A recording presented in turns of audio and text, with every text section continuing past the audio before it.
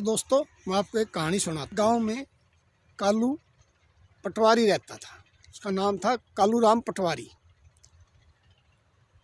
और उसी गांव में एक सुखराम नंबरदार भी रहता था। सुखराम का भी एक लड़का था, कालू पटवारी का भी एक लड़का था, कालू राम पटवारी का भी। दोनों शहर में पढ़ने के लिए जाते थे।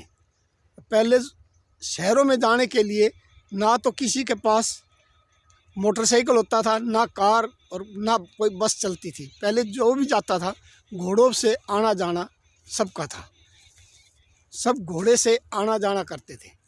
तो जैसे रोज़ स्कूल पढ़ने जाते तो घोड़ों पे जाते थे। तो एक दिन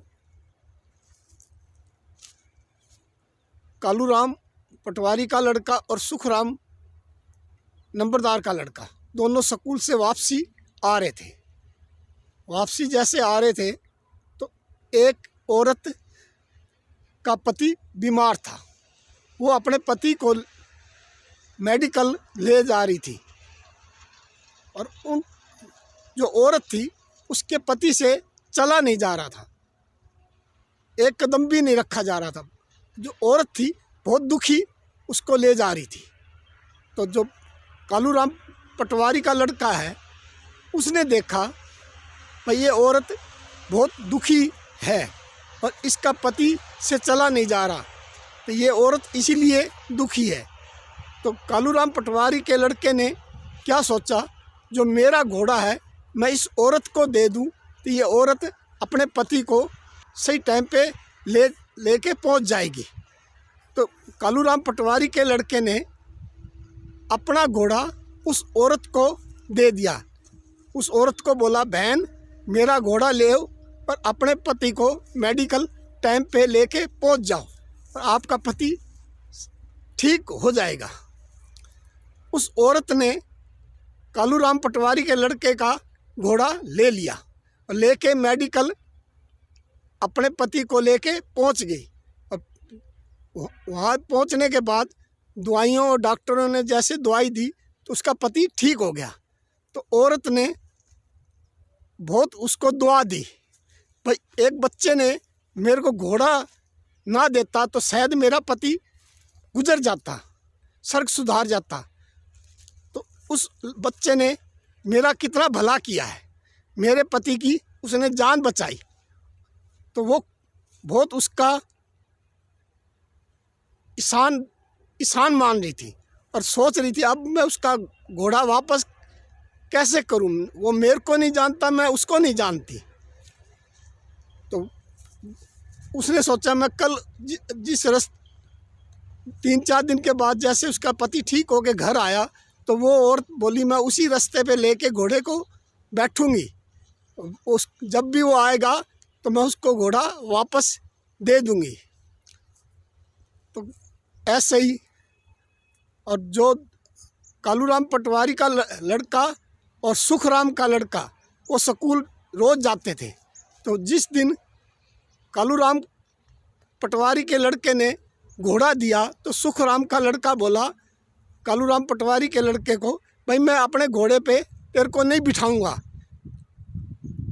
मेरा घोड़ा 2 सवारी लेके नहीं चल सकता।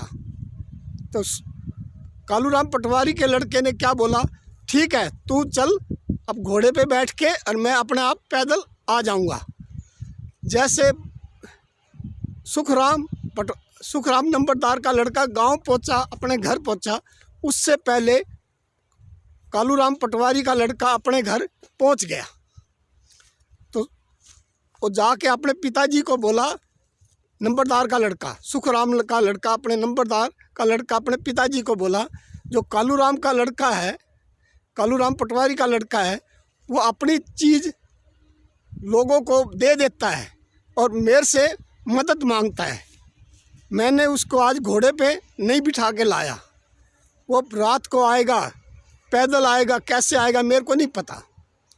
और आज उसने घोड़ा एक औरत को दे दिया और मैं उसको नहीं बिठा के आया। तो सुखराम नंबरदार ने अपने लड़के को शाबाश दी, ठीक किया तूने, उसको जो नहीं बिठा के लाया। वो अपनी चीज़ लोगों को बांट देता है और तेरे से मदद मांगता है। तो क्योंकि वो सुखराम नंबरदार का लड़का बोलता था अपने पिताजी को, पिताजी कभी तो ये रोटियां गरीब जो भूखे बैठे होते हैं उनको दे देता है और अपनी किताबें और बच्चों को दे देता है, और मेरी किताबों से ये पढ़ता था। तो सुखराम बहुत खुश हुआ, ना तो उसको अपनी किताबें मत देना और ना उसको घोड़े पे बिठा के आना और ना उसके साथ आना। तो सुखराम और ने क्या सोचा, मैं कालूराम को जाके कहता हूँ अपने लड़के को कुछ समझा। कालूराम के घर गया सुखराम, उसने कालूराम को आवाज़ दी, कालूराम अपने लड़के को कुछ समझा, तेरा लड़का अपनी चीज़ें लोगों को बांट देता है और मेरे लड़के से चीज़ मांगता है, उसको तंग करता है। तो कालूराम ने कहा, क्या बांट दिया, क्या तुम्हारे से क्या मांगता है? बोला, इसने अपना घोड़ा एक औरत को दे दिया और रोटी है वो लोगों को बांट देता है, जो किताबें हैं और बच्चों को दे देता है, और ऐसे तुम्हारा लड़का। तो कालूराम को गुस्सा आया। कालूराम बोला, ठीक है, मैं अपने लड़के से जाके पूछता हूँ। जैसे कालूराम अपने लड़के से पूछने लगा, उसने अपने लड़के से पूछा तो उसने कहा, पिताजी जो ये चीज़ होती है एक दूसरे को मदद करने के लिए होती है, ये मेरी तेरी नहीं होती। जो मेरी चीज़ उसको नहीं देनी, मैंने उससे नहीं लेनी, ये जो चीज़ होती है दुख सुख के लिए होती है। तो कालूराम को समझ में नहीं आई। फिर कालूराम के लड़के ने फिर समझाया, पिताजी ये मैं मत करो, ये चीज़ दुख सुख के लिए होती है। तो फिर भी नहीं समझ में आई। तो पिताजी तुम बड़े हो, मैं आपको क्या समझाऊं, आप अपने मन की करो, मैं अपने मन की करूँगा। ऐसे ही वो बोल के घर चला गया। जैसे घर गया उसने अपनी माताजी को कहा, माताजी मेरे को पिताजी ऐसे ऐसे बोल रहा है। तो उसकी माता भी गुस्से में आ गई, मैं तुम्हारे को जो परोंठे बना के देती हूँ तू गरीबों को खिला देता है और तेरे पिताजी तेरे को ठीक डांट रहे हैं। वो भी गुस्से में आ गई। उसके पिताजी ने उसको कहा, मैं तेरे को आगे नहीं पढ़ाता, तू पढ़ने नहीं जाता, तू नुकसान करने जाता है। जो अपने पशु हैं इनको कल खेत में चरा के लाना है, तू पशुओं का पाली बन जा। अपने पिताजी की बात मान के वो एक पाली बन गया। जैसे वो पाली बना, सुबह हुई, अपने पशु को सुखराम नंबरदार के खेत में जाके पशुओं को छोड़ दिया। जिस खेत के अंदर हरियाली थी उसी खेत के अंदर अपने पशु छोड़ दिए। आप खेत में नहीं, अंदर नहीं गए, आप बाहर खड़ा हो गया। तो पशुओं ने उसका खेत उजाड़ दिया।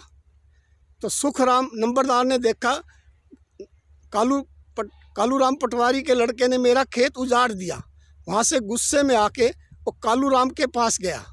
कालूराम को कहने लग गया, तेरे लड़के ने मेरा खेत उजाड़ दिया, या तो जो ये जितना नुकसान हुआ है ये नुकसान दे दे, नहीं तो मैं पंचायत करूँगा।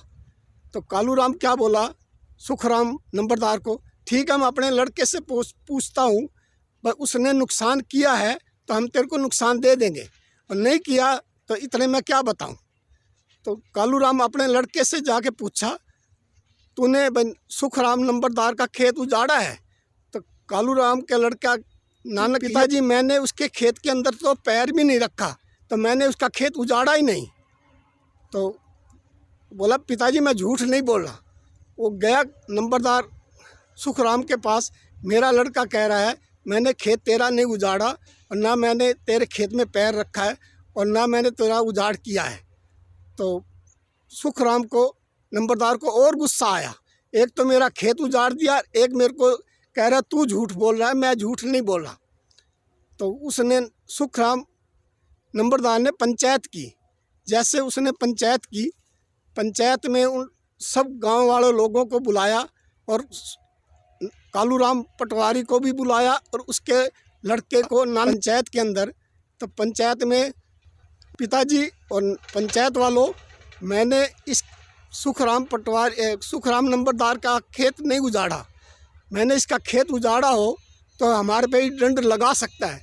आप पूरी पंचायत जितने भी हैं इसका खेत में जाके देखो, इसका खेत उजड़ा हुआ हो तो हमारे से इसके खेत का दंड ले लेना, नुकसान ले लेना। तो पंचायत वाले ने उसकी बच्चे की बात सुन के उन्होंने कहा ठीक है, चलो हम इसके खेत में जाते हैं, सुखराम नंबरदार के खेत में। जैसे सुखराम नंबरदार के खेत में गए तो देखा जाके खेत में जैसे हरा भरा खेत पहले से भी अच्छा था, कोई नुकसान नहीं था।